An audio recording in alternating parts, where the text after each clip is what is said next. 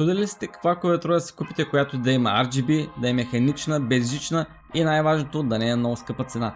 Днес ще ви покажа Keychron K8 Max, безжична механична клавиатура, която има всички параметри на една клавиатура за ентусиасти, но на много по-достъпна цена, именно $109, което е около 200 лева наши пари. Но преди да ви разкажа всичко за нея, нека да отворим да видим какво има тук вътре. Ето и кутията, все още не съм я отворил, нова е тази с кафеви тактайл свичове.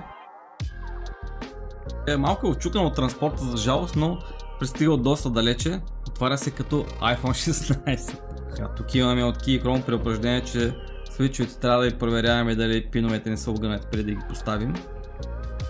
Quick Start Guide. Тук се слагат копчета за Windows и за Mac.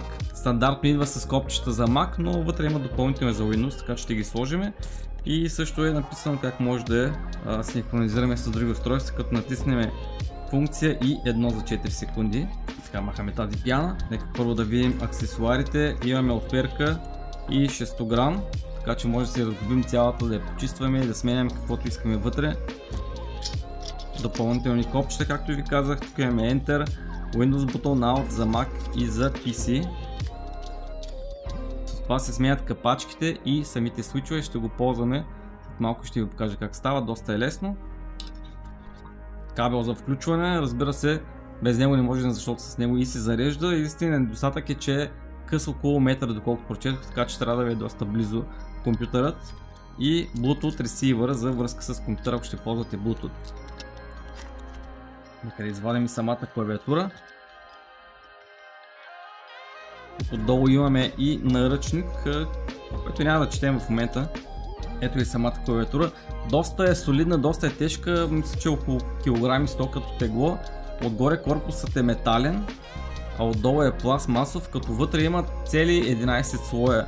Като се започне от дъното, свичовете, капачките, мемори пяна, акустична пяна и всякакви неща вътре.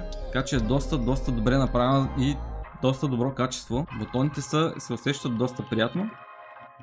Доста лесно се натискат. Това е 80% клавиатура. Разбира се, тук стане липсват частта с числата, които обикновено не се ползват толкова често. Освен ако не работите нещо, с което е непрекъснато въвеждате цифри, иначе е абсолютно излишно. Така е много по-компактно. От този бутон се включва RGB-то. В момента няма батерия, има 22, ще я включим след малко, RGB модел, от които да избираме. Нека да погледнем и отзад. Тук имаме крачета, с които може да се направим по-голям наклон, ако ни искаме по-удобно докато пишем. Самата клавиатура мисля, че има наклон около 7 градуса и по принцип достатъчно, поне лично за мен. Но тук имаме и допълнително удължаване на крачетата, които са по-високи и също така и гумиране, така че доста добре наистина е направено за хора, които обичат този вариант.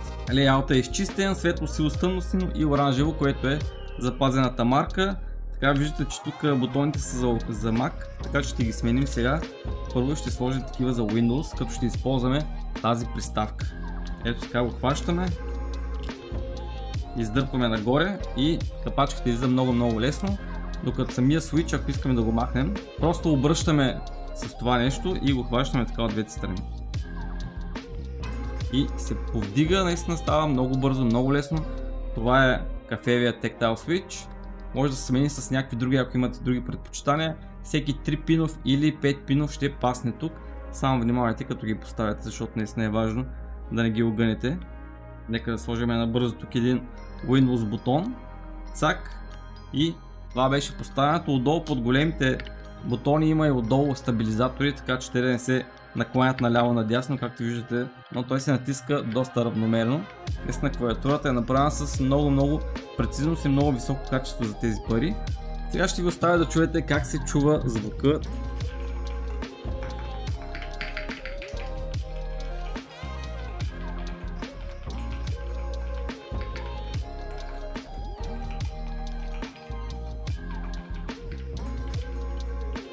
Едно доста приятно изживяване. Тази е подходяща както и за гейминг, така и за работа в офис.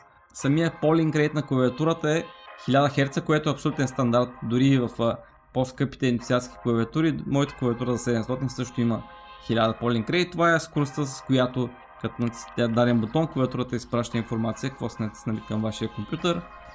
Тази клавиатура може да бъде свързана с Bluetooth, с кабел и с 2,4 ГГц Bluetooth, което е още по-бързия вариант.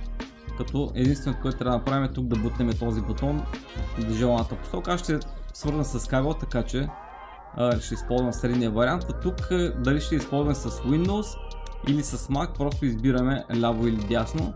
Тук е място, където свързваме USB кабел. Нека да го направим сега. Наистина кабелът е късчък, вече имаме и LED посветка, тъй като е включена, и с този бутон, както виждате, те се сменят в различни варианти.